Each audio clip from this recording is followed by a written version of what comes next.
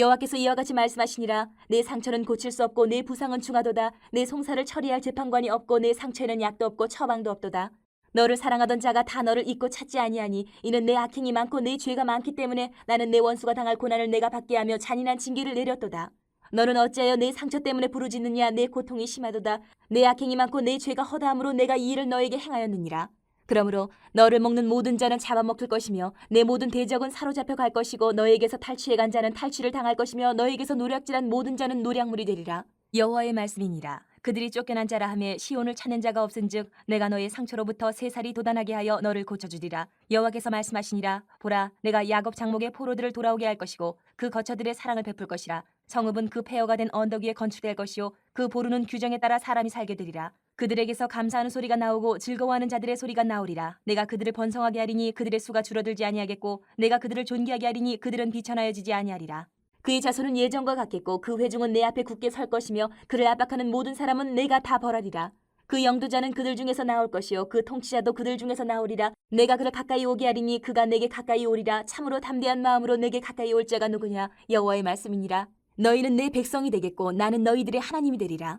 보라, 여호와의 노여움이 일어나 폭풍과 회오리 바람처럼 악인의 머리 위에서 회오리 칠 것이라. 여호와의 진노는 그의 마음에 뜻한 바를 행하여 이루기까지는 돌이키지 아니하나니 너희가 끝날에 그것을 깨달으리라. 계약이라는 것은 모두들 알고 계시겠지만 법적인 효력이 있기 때문에 한쪽이 이 계약을 어기면 그 계약은 파기가 됩니다. 없었던 것이 됩니다. 그리고 그 계약을 어긴 쪽이 아주 여러 가지 어려움이 생깁니다. 그런데 여기 성경에는 영원히 파기되지 않는, 깨지지 않는 계약이 하나가 있어요. 그것이 바로 하나님과 하나님이 택하신 자녀 사이에 맺은 계약이에요. 그것은 파기하려고 해도 파기를 할 수가 없는 계약이에요. 하나님과 택한 자녀 사이의 계약은. 오늘 그 계약이 어떤 계약인지를 한번 살펴보려고 합니다. 먼저 12절부터 17절을 보면 유다 백성은 바벨론의 침략을 받아가지고 정말 많은 상처를 받았어요. 여러 괴로움을 받았습니다. 그냥 뭐 한 번 침략받아서 이렇게 포로돼 간 게 아니에요. 성경의 이 기록들을 살펴보면 여러 차례 침략을 받았습니다. 유다는 이제 그 폐허가 된 거예요. 이미 오늘 성경 본문의 표현대로 정말 상처를 많이 받았어요. 고통스러운. 그러다 보니까 이 유다가 어떻게 하면 우리가 받은 이 민족적인 상처를 우리가 회복시킬 수 있을까? 치료할 수 있을까? 고민하다가 택한 방법이 인간적인 방법을 택했어요. 그게 뭐냐? 근동의 가장 패권자였던 애굽을 동맹을 맺는 거예요. 애굽에 의지해서 어떻게 살아보려고. 그게 인간적인 치료 방법을 택했는데 그래서 기록을 보면 심지어는 이 바벨론으로 잡혀가기 싫어서 그 상처를 치료하려고 애굽으로 이주를 한 사람들도 상당수가 있었어요. 내가 바벨론으로 포로로 돼서 잡혀가느니 애굽으로 도망가서 살겠다. 이런 사람들이 많아요. 그런데 42장, 우리 아직 묵상하지 않았지만 42장 16절 17절을 보면 그렇게 애굽으로 도망한 사람들은 거기서 하나님의 벌을 받아서 다 죽어요. 올바른 치료 방법이 아니라는 거예요.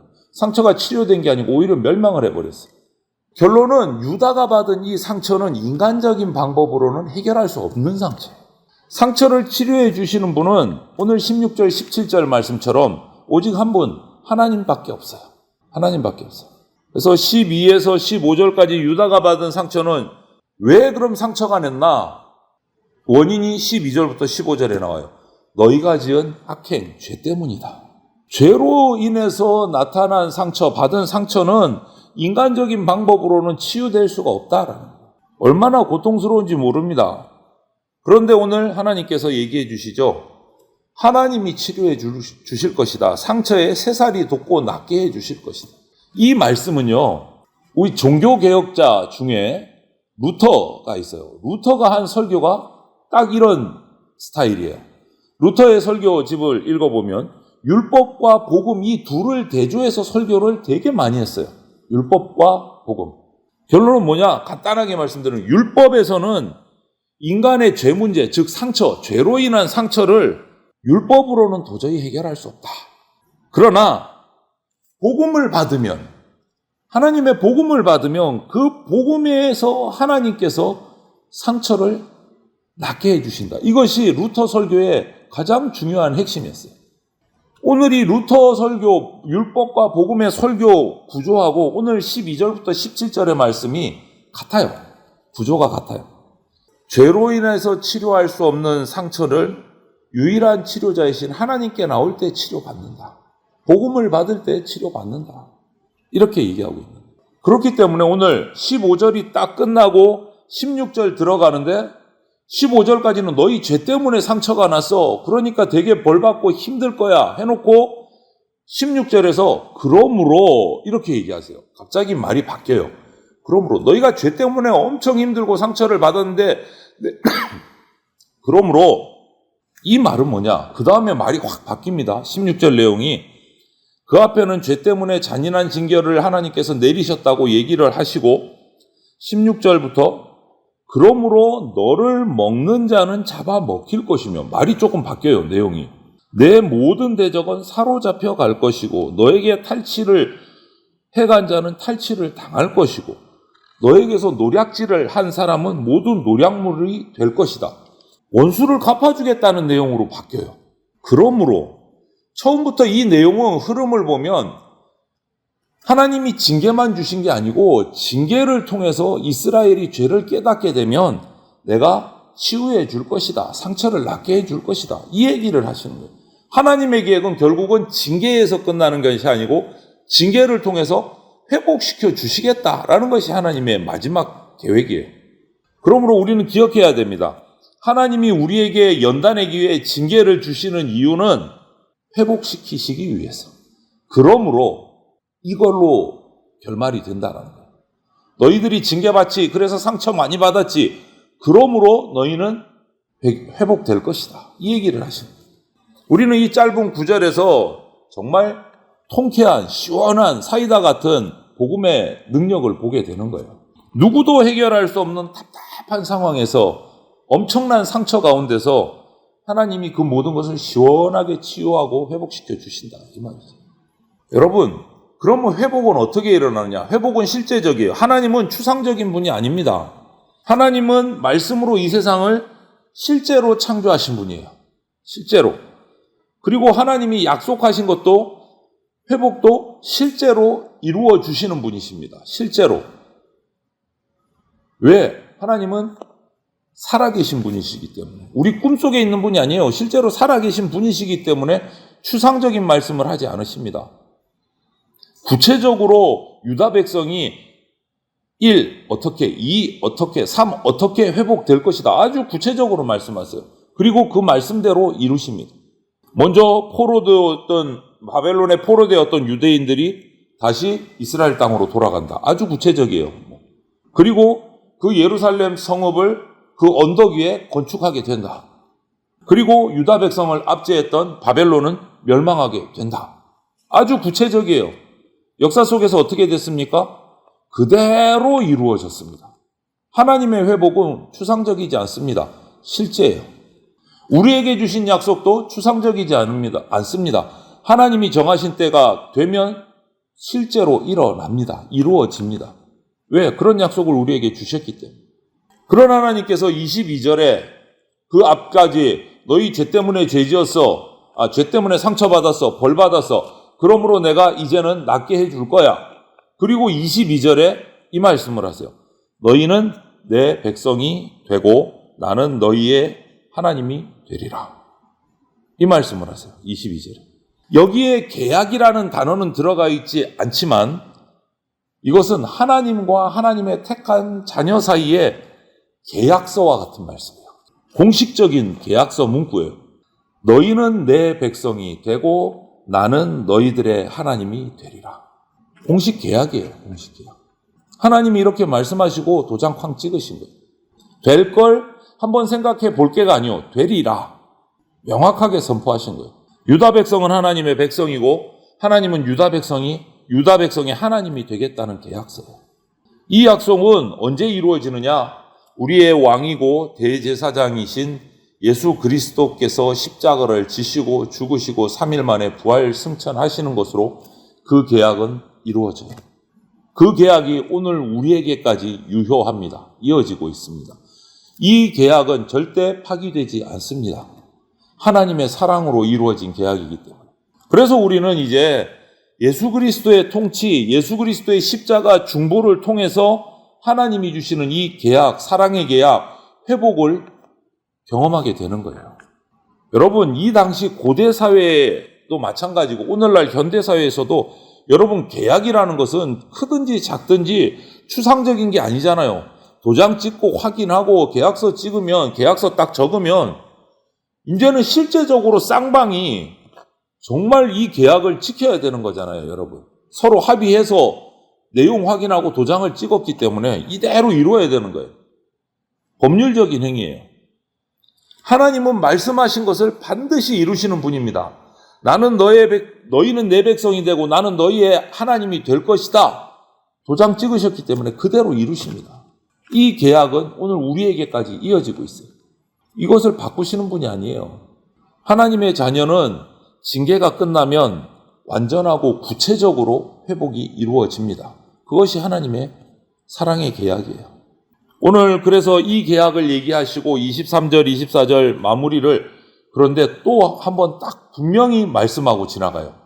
우리 이 앞에 어제 우리가 묵상했던 말씀에도 나오지만 경고로 이 계약을 마무리하십니다. 23절, 24절 보면 24절에 하나님 마음에 뜻한 바를 이루기까지 유다를 향한 진노를 돌이키지 않겠다라고 말씀하세요.